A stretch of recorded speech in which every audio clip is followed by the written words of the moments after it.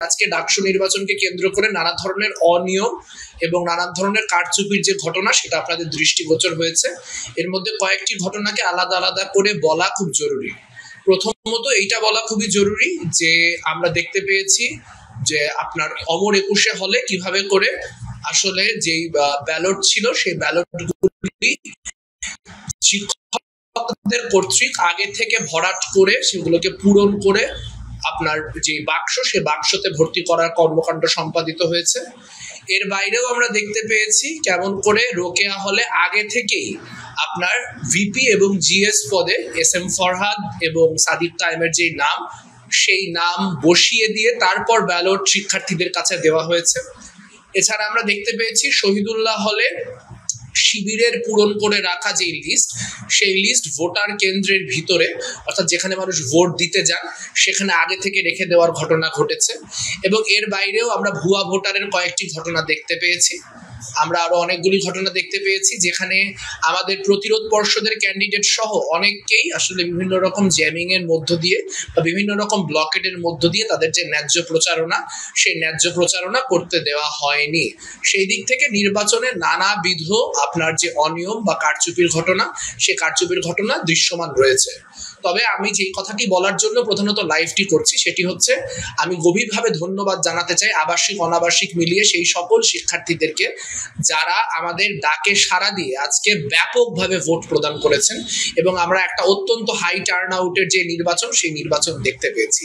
এটা আমাদের জন্য অত্যন্ত আশাব্যঞ্জক এবং এত মানুষ যে ভোট কাস্ট করেছে এবং 4টা পর্যন্ত ভোটের কাস্টিং হয়েছে সেটা নিঃসন্দেহে প্রচন্ড পরিমাণে আশাব্যঞ্জক এবং সেটিকে আসলে ভোটের ফলাফল যাই হোক সেই ব্যাপারটিকে আমরা আসলে একটা বিজয় হিসেবে দেখতে আগ্রহী।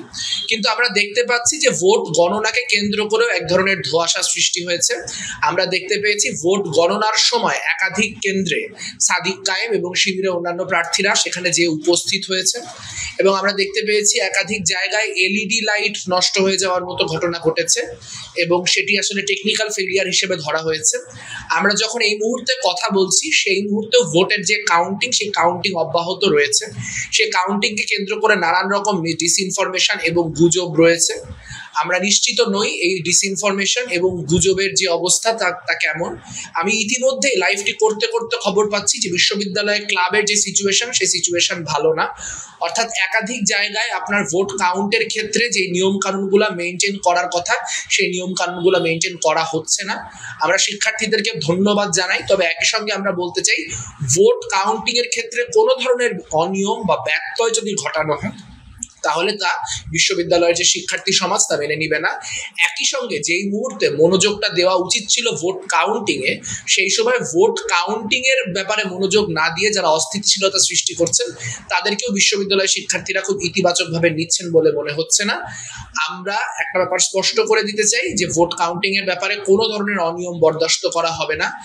হারি জিতি যাই হোক না কেন আমি কতগুলি ভোট পেয়েছি বা আমরা কে কতগুলি ভোট পেয়েছি তা জানার অধিকার আমাদের রয়েছে। যে হাজার হাজার শিক্ষার্থী আজকে পরিশ্রম করে ভোট দিতে এলেন তাদের ভোটটি যাতে শেষ ভোটটি পর্যন্ত কাউন্ট হয় তা নিশ্চিত করা আমাদের প্রধান দায়িত্ব। কাজেই সকল প্রকার মত দ্বিমতের ঊর্ধ্বে উঠে এই সময়টি ভোট কাউন্টিং যাতে সুষ্ঠু হয় সেটি নিশ্চিত করার কাজে থাকুন, সেটি নিশ্চিত করার চেষ্টা করুন এবং তা যদি নিশ্চিত না হয় কোনোভাবে যদি কোনো গন্ডগোল সৃষ্টি করার কোনো পায়তারা হয় তাহলে তা সম্মিলিতভাবে রুখে দেওয়ার জায়গায় থাকুন। আপাতত এতটুকুই আপডেট।